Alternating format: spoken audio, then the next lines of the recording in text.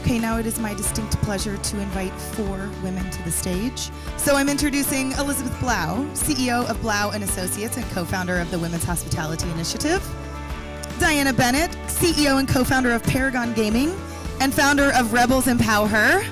And Jan Jones Blackhurst, founder of WomenUp, the former mayor of Las Vegas, and as we have heard, the city's first female mayor. Punam, take it away. Can you hear me? No, I'm just messing with you, just moving my lips. Holy shit. I mean, I don't know that that's appropriate to say, but what a way to launch. 350 people come together, mostly women, a couple of enlightened guys, for the second annual. Some of you have traveled from across the country. Some of you managed the spaghetti bowl. However you got here, it is something extraordinary about you, that you make the choice to be here.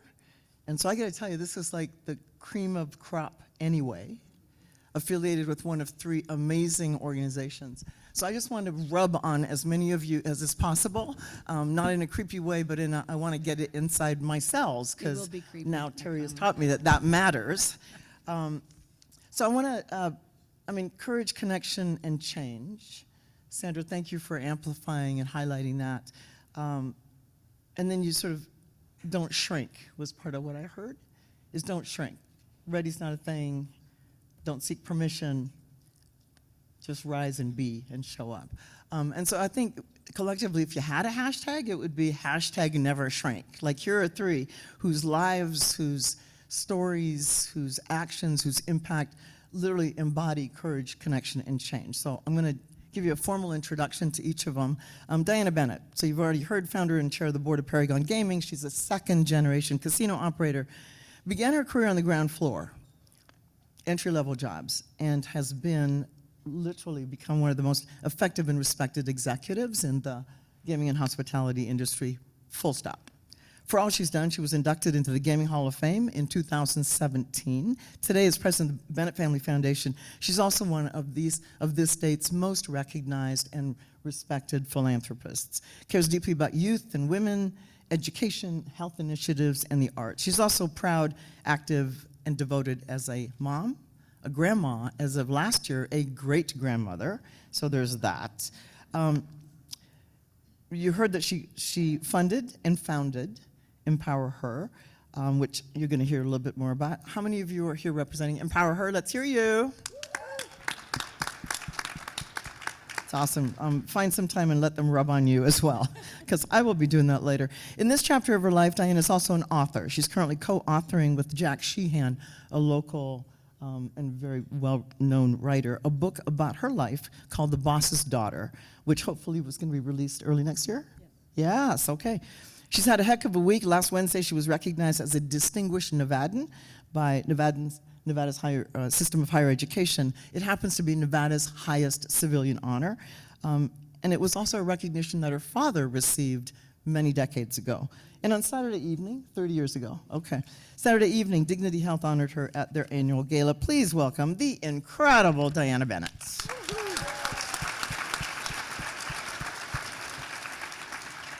And I guess logically I would go in sequence, but that's not the way it is on my page, so stick with me. We're going to jump to Elizabeth, founder, CEO, Blau and Associates. There aren't enough words that are superlatives.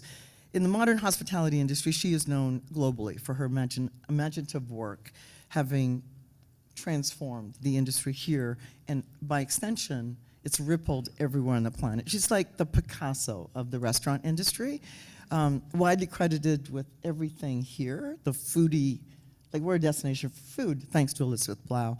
Today she logs over a couple 100,000 miles a year, spreading that imagination, innovation, and fairy dust all over the planet. Earlier this year, she had a long list of awards, including Hospitality Innovator Award from her alma mater, which is Cornell University. Yes.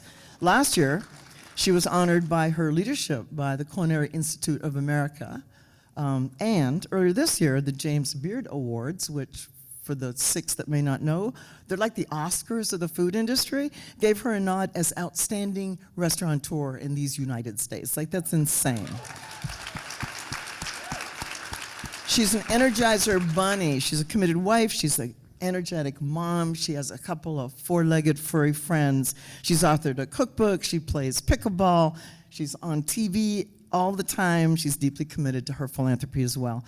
What you may not know is that this whole pickleball thing is a relatively new thing. So she is competitive and she's really excellent. So be careful before you challenge her at anything.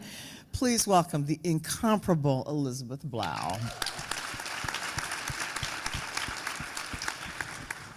And in the middle, I think you've already heard it said, for the third time, First Lady Mayor in the city of Las Vegas, 1991. Yes. Jan is like a whirlwind, like a dervish of energy. She actually holds several jobs as we speak: executive director of UNLV's Black Fire Leadership Initiative, serves on the board of directors of Caesars Entertainment. Last year stepped up because she had nothing but spare time, I guess, as interim VP of the UNLV Foundation and interim vice president of philanthropy and alumni engagement for UNLV. I'm exhausted just saying it. She served 2 full terms as mayor, which is as many as you can serve, and left as one of the most popular and effective mayors in the history of the city. So it's one thing to get to the slot. It's another thing to make enduring and lasting impact. She then went on to enjoy a 20-year career with Caesars Entertainment, where she was a pioneer, literally a warrior, in crafting so many of the best-in-class CSR, corporate social responsibility programs that are emulated by every other player in the industry. For her incredible impact, she was also inducted into the Gaming Hall of Fame. Passion for community is endless. If there's big stuff happening, this woman is right in the middle of it. Currently, she's on a mission to build a permanent memorial to honor the 58 people who died on the tragic events of 1 October 2017 here. She's also all about lifting up women. Having spent, I don't even know where the shards are, but having spent a lifetime just busting through glass ceilings every step of the way, she now makes sure that she pours into and impacts those around her, as Sandra challenged us to do. She's a devoted, unapologetic wife. She's a devoted, unapologetic mother. She is a super proud grandma. Please welcome the indomitable Jan Jones. So after going as long as I did, we're going to just now, sorry, I mean, you're just too damn good. Like, it could have gone longer, so I did a good job, I think. But let's practice some vigor and brevity, right? And I'm going to try to participate. Quick question, do you read? And if so, are you going to be more inclined to pick fiction or nonfiction? Diana. I read both. Currently reading The Tattoo of Auschwitz. Auschwitz. Yeah, there you go. go. Okay. So, yes. Yes. Jan? I read both. Both. The only thing I try not to read lately is the news. Yeah. Elizabeth. It would be both, and I listen because I like to listen to audiobooks. So okay, then, and what's your favorite jam? Like music jam? I'm trying to be hip, so that probably missed the mark because that happens to me a lot. But I was very excited about Sabrina Carpenter and Madonna at Coachella. Cool. What's your favorite jam, Jan? Dolly Parton, Talking Heads, and U2. So clearly there's a very specific preference you have, Dolly Parton and Talking Heads. It's all about They're the both really torso, entertaining. clearly. I get it. Diana. Geez, I don't even know where to go. But in the car, I'm usually also listening to a book instead of music. And then when I'm not driving and someone else, my kids are driving, it can be anything from country to songs that my son beeps forward so I don't hear all the cuss words. So, wide variety. That's great. So ladies, I mean, if we created a Mount Rushmore of women who have had indelible, enduring, everlasting impact on all things hospitality, gaming, entertainment in this community, you would certainly be, like, you'd be there, chiseled. I would observe that there would be one other alongside you, and that would be Elaine Wynn, whose energy we sit in, it feels like. It's been just a little over a year since she passed away. And I know that you've had, I mean, I look at the two of you and you were peers. Elaine was your peer. So I'm going to ask you about sort of what you think her indelible, enduring impact is. But EB, I want to start with you. What I witnessed for many years was just how deep a mentor-mentee relationship the two of you had. So I'm gonna start with you. Tell me, if you can, what did you learn from her?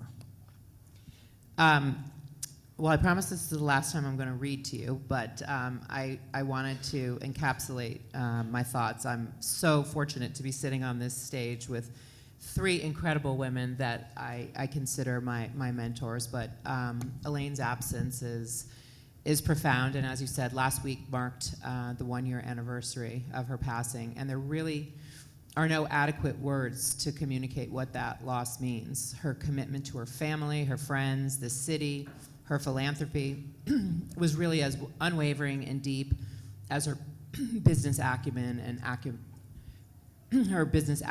and her advocacy.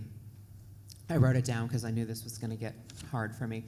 Elaine was a trailblazer for this industry, a visionary who helped transform Las Vegas. She understood something that very few leaders ever truly grasp, that excellence is not a moment, it's a culture, a set of values that must be built, tended, and then passed on, to your point.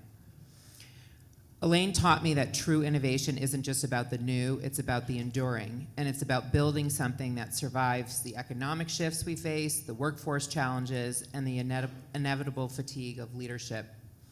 Her approach to philanthropy was the same. She didn't write a check and walk away. She engaged, she advocated, she showed up. And she taught me that the most powerful investment that a woman of influence can make is in other women. And that is truly why we are sitting here today. She was the first person that I went to for any issue, whether it was business, personal, or professional, and she was the first person who seeded this organization. So we miss you, we love you, Elaine, and again, I am so thankful to have all three of you in my life to fill that very deep void. That was beautiful. Thank you, Elizabeth. You were peers, like the three of you.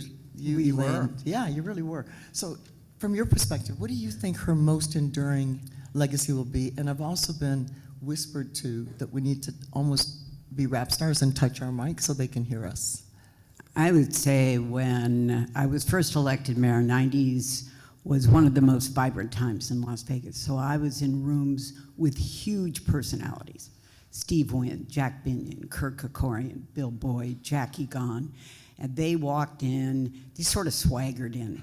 But they should have, because they had this vision. They were on a mission to make reality. Elaine brought us class. Elaine walked into the room and she tempered the rough edges. She saw beauty where they just saw big. And she made sure that the result of that was what we're sitting in today. And much of what you see across Las Vegas. She brought vision and elegance and class and perspective. Beautiful. Diana, from your perspective? I think yesterday or over the weekend, I heard someone say that when Elaine Wynn walked into a room, everybody stopped. And I had a perfect example of that when I was on the committee at UNLV to find the next president. And there was probably way too many people on this board, but about 40 people in a horseshoe ring. And we had already started, and then the doors swung open, and Elaine Wynn walked in. And she had on the most magnificent suit and a cape. And it was like Wonder Woman just walked in, and everybody stopped. And then she very graciously walked to every single person to greet them of these 40 people. Took a good 20 minutes out of our meeting, but sat down, and the whole tone and feeling of the meeting changed. We knew we were there to work, we weren't there to argue, and I will never, ever forget that moment. Wonder Woman, that's adorable. Someone once described her as Glenda the Good Witch. She walked in the room. A quick Elaine story, if you don't mind. I had the blessing of having her as my first employer in the gaming industry 35 years ago. But the real blessing was the last 15 years. I had the honor of writing Sidecar with her through her final chapter and her philanthropy. So the loss is real, for starters. But the story is this. She was almost 82 at the time that she was promoted a year ago. She'll be coming up on 83 now. Before her 70th birthday, I sought her out because I had a bunch of junk between my ears. Don't know if you've experienced that, but it was imposter syndrome. Am I good enough? Wah, wah, wah. And she always gave me really great feedback. True, direct, honest, and loving. So I sought her out. So it was in her apartment. And so I vomit this. And she so elegantly sat back on the couch and simply said, you know, Punam, it's only now, on the eve of my 70th birthday, that I feel as though I'm finally claiming my full power as a woman. Take that in.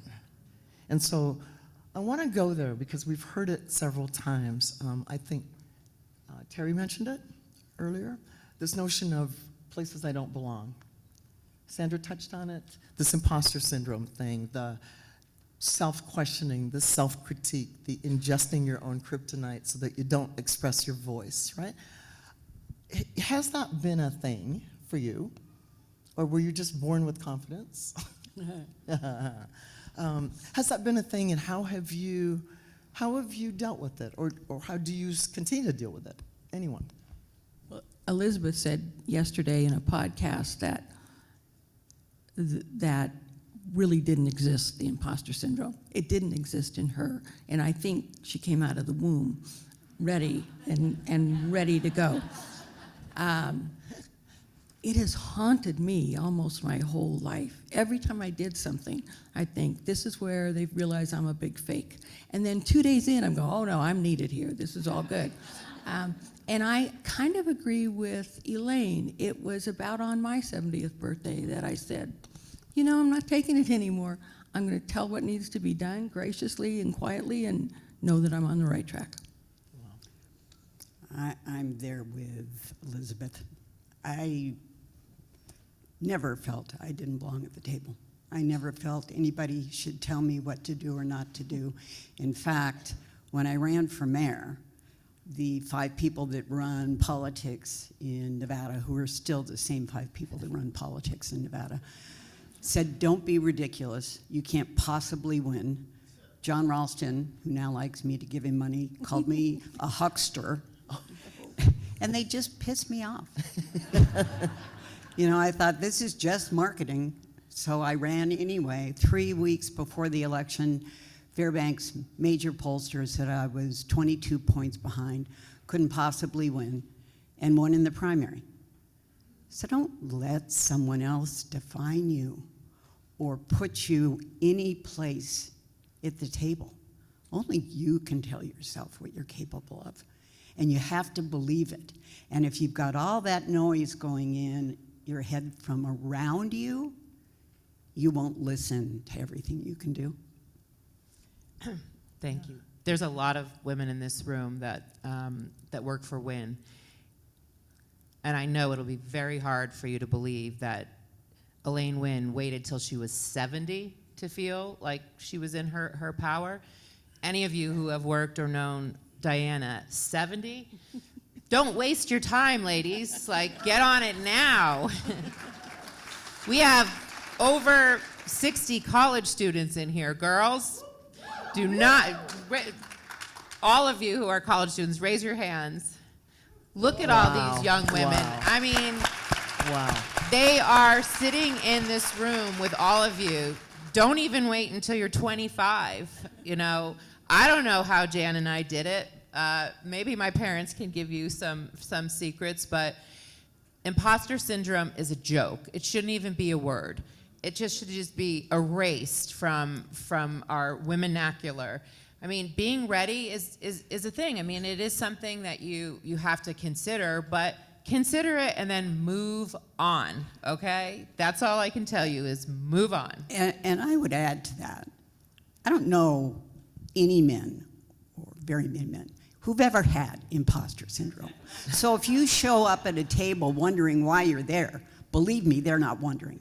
So get rid of it, sit down, and use your voice. And there's a great quote that I gave that said, if there's not if the men have not created a seat for you at the table, bring a folding chair.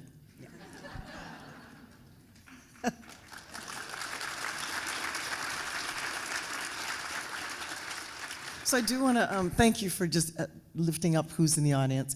I mean, 350 people on a second annual anything is ridiculous.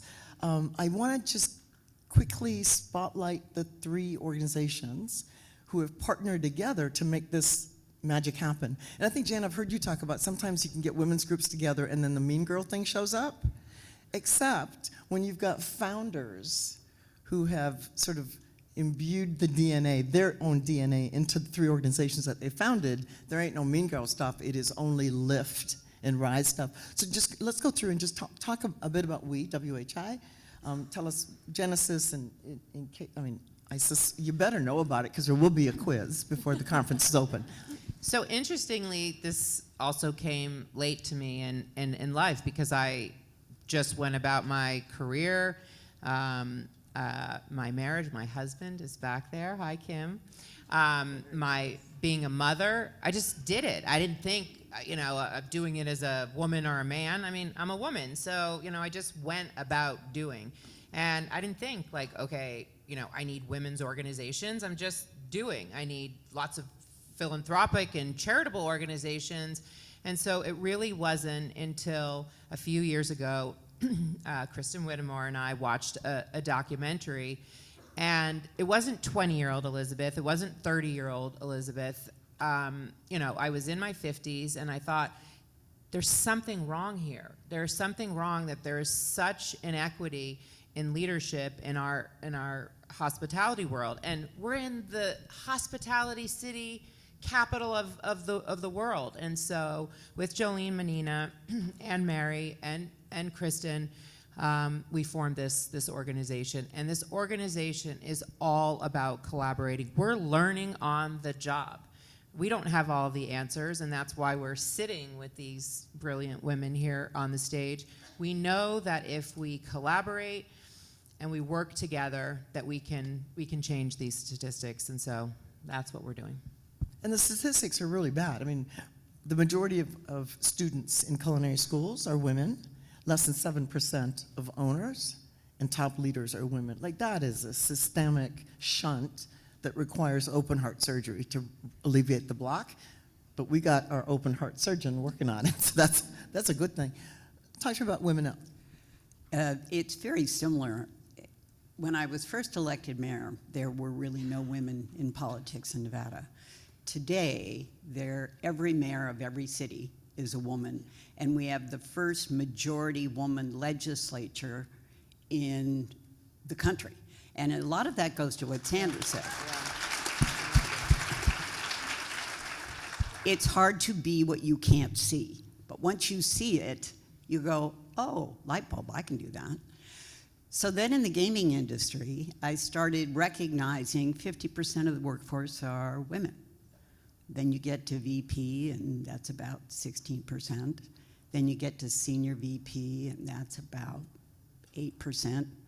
Then you get to C-suite, that's about 4% maybe.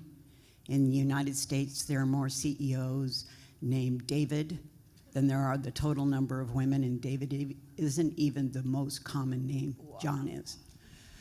So it occurred to me there's a reason for that.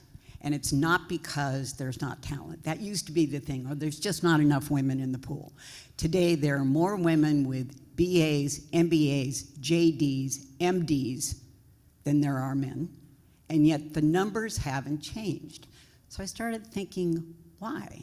And so I created a program called WomenUp that is for very senior level women to really sort of explore why they're not in the C-suite. And it starts with a complete 360 review of your skills, where are your strengths.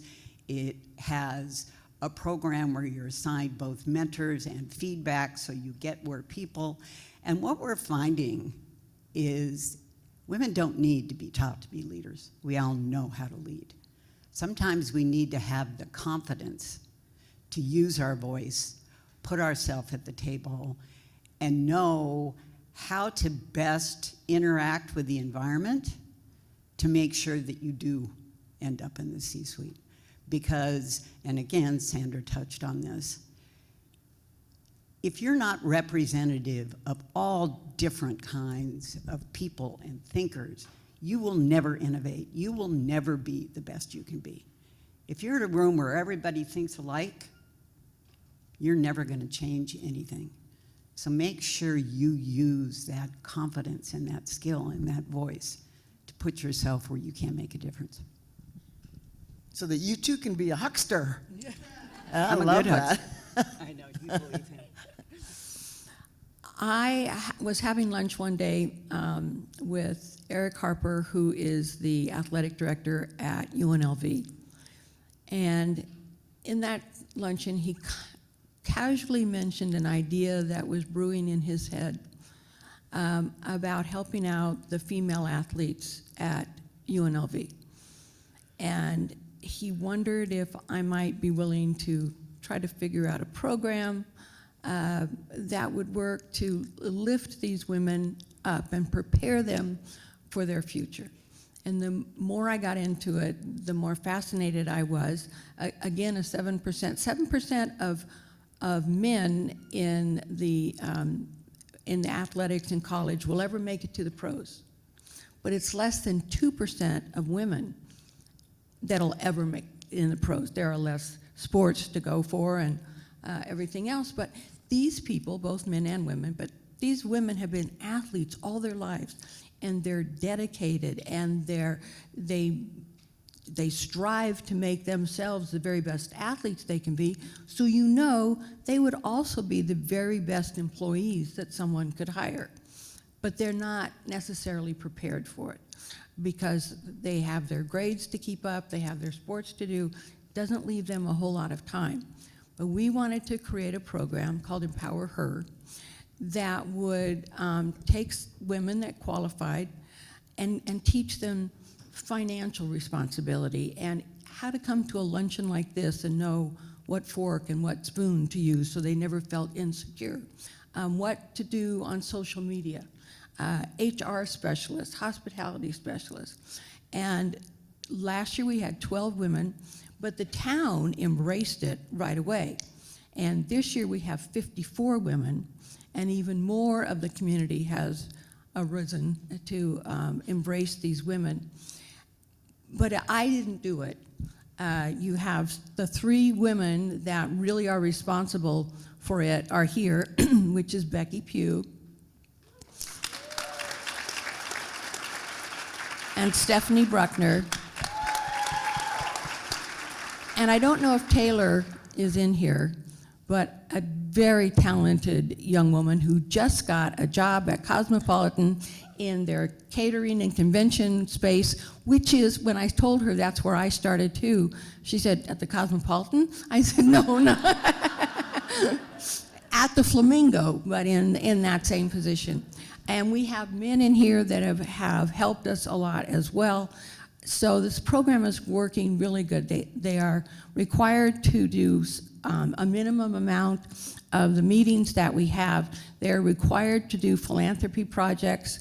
This Christmas, the Rotaries Club has for years taken at-risk children to Pennies before they open and allow each child to have about $250 worth of clothes. Well, this year my women are going to be escorting those young people around, and we are providing another 200 kids with outfits and Christmas presents. And so it's all aspects. I want to just lift these women up and let them know when they move forward, they're not imposters at all. They're the leaders.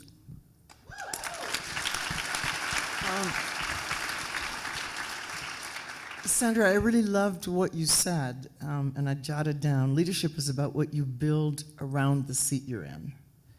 And so I just want to tip the hat I'm not wearing to all 3 of you for building so much around the seat that you're in. We got just a little over a minute left. So very quickly, one of the things that we all struggle with, because I'm not sure how to even define it, is this notion of balance, right? You look gorgeous and well and healthy and peaceful. So what do you know? Like, how do you define balance? How have you worked on it? What should we be aware of? And I love Pixies. I'm going to do that dance thing because my cells were smiling. I think wellness is the single most important and growth area of our industry. And if you don't incorporate it into your daily life, then like that little emoji, your head is going to explode. And so, yes, it's pickleball, and those people who play against me don't realize that when I'm smashing it and grunting and, that I'm often smashing somebody's head who pissed me off during the week. So you got to have an outlet for all of those things. But I think that that wellness and the things that Pixie taught us, and there are just like endless in this city and around the country. But it is the singular most important thing to balance. That's great. I would say two things. My grandfather used to say, I think I'm going to go up on the roof and whistle. And what that means is sometimes just take yourself out of the moment. If it's getting too high, just take yourself out of it. But the single most important thing, there is no balance. Bad news, we're women, we're going to be the child bearers. We're going to have the guilt, we're going to be the ones that worry about it, we're going to be the ones that worry, are we not doing enough, being there for them enough. So I'm going to tell you a story. It's about 12 years ago. I'm at a lunch in Park City, and sitting next to me is the perfect family. Perfect husband, he's so engaged, beautiful mother, 3 perfect children. I think they were discussing Ulysses or something.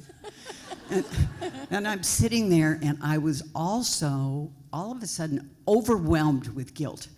And I texted my 3 children, and I said, I'm so sorry. I'm so sorry I wasn't there more. I'm so sorry I was not a present mother. And I swear to you, within 45 seconds, every single one of my children had responded. And they said something like, who is this, and what did you do with our mother? So you're showing them something. You're showing them not only who you are, but what they can be. So just embrace it and ask your partner to pick up the slack. Beautiful. Beautiful. Thank you. Diana. Well, I completely agree that you are never going to find pure balance. If you're at home, you think you should be at work. If you're at work, you think you should be at home. That's just always going to be a part of our life.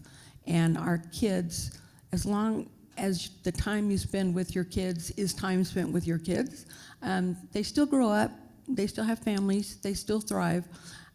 And as far as wellness goes, I really didn't take wellness seriously until a physical not that long ago, where my doctor said, you are losing 4% of your muscle mass every single year.